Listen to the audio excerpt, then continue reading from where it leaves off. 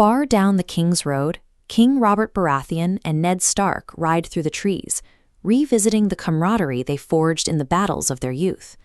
They laugh about old adventures, far removed from the pressures of the crown and the north. This levity breaks when news arrives from the east.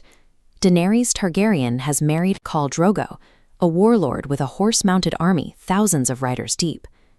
Ned remains skeptical, pointing out that the Dothraki lack the ships to cross the narrow sea. Robert, however, sees the threat as an inevitable tide. He warns that war is coming, though the exact identity of the enemy remains hidden in the distance. While the king scans the horizon, the peace he built is already fracturing at home. These cracks are forming along 3 distinct fault lines, showing that systemic collapse often begins with small, private acts of aggression rather than the movement of great armies. This map highlights the geographical isolation of the Targaryen exiles. On the far side of the narrow sea, Daenerys Targaryen finds herself surrounded by the vast Dothraki Sea, a culture defined by customs that feel foreign and intimidating to her. Her brother Viserys ignores the local culture entirely, focusing solely on the Iron Throne. He views Khal Drogo's Khalasar as a tool he can trade for, endure, and point at the 7 kingdoms to reclaim his family's lost power. But the dynamic within the Targaryen camp is shifting. Daenerys begins to listen to her handmaiden, Doria, who suggests that confidence can be more effective than fear. She starts to shed her identity as a passive pawn, finding a way to assert herself within her new marriage. While Viserys waits for an army to be handed to him, Daenerys is beginning to understand how to exist within a power structure. This shift in her perspective marks a change in the Targaryen strategy, from desperate entitlement towards something more calculated. In Winterfell, the atmosphere has turned cold following Bran Stark's fall.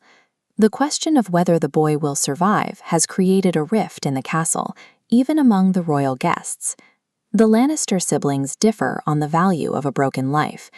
Cersei and Jaime view a survival defined by pain as a tragedy, while Tyrion argues that life, no matter how restricted, offers a chance to see what happens next. He wants Bran to wake up, if only to discover what the boy saw before he hit the ground. That curiosity is precisely what makes Bran a target.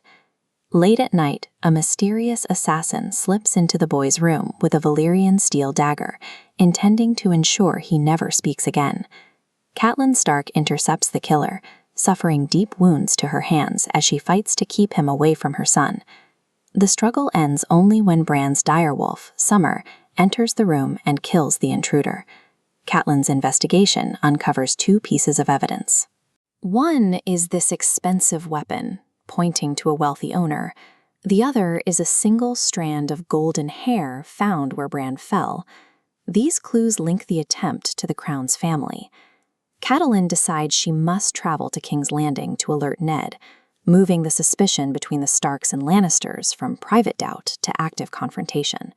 As the royal party moves south, the social distance between the nobility and those on the fringements becomes apparent. This journey exposes a divide between the people who make the laws and the people who are simply subject to them. The outsiders on this journey find their own ways to adapt.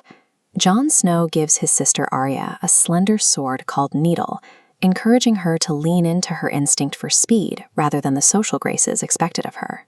This illustration pairs the tools of 2 different outcasts. While Arya carries steel, Tyrion relies on books to sharpen his mind. Both characters understand that because they don't fit the traditional mold of a warrior, they must find alternative ways to defend themselves. That bond of the marginalized stands in contrast to the behavior of the future king. Prince Joffrey finds amusement in bullying Micah, the butcher's boy, using a live sword to terrorize a child who cannot fight back. Arya intervenes to protect her friend, striking Joffrey with a wooden stick. When the prince retaliates with his sword, Arya's direwolf, Nymeria, bites his arm to defend her. The political fallout is swift and biased. Joffrey claims he was attacked, Sansa stays silent to protect herself, and Cersei demands deadly retribution. Because Nymeria has fled, the queen insists that Sansa's innocent direwolf, Lady, must be killed instead. Ned Stark carries out the execution of Lady to prevent a more cruel death, only to discover that the Lannister guards have already murdered Micah. This sequence of events destroys the trust between the Starks and the Lannisters, turning a royal visit into a source of deep, personal resentment. By the time the royal procession nears its destination, the Stark family's protection has been stripped away. One direwolf is dead, one is exiled, and one is left behind in a home that no longer feels safe. King Robert's earlier warning to Ned was more accurate than he knew. The conflict he expected to see on a horizon is already playing out through the actions and decisions of the people riding beside him. The first casualties of this war are a pet and a butcher's boy. The battle lines are being drawn not by generals, but by a mother seeking justice for her son and a queen enforcing her will through proxy violence. The events of these few weeks have created a momentum that is now difficult to stop. Every key player has chosen a side and a weapon, ensuring that the next time these houses collide, the stakes will involve the entire kingdom.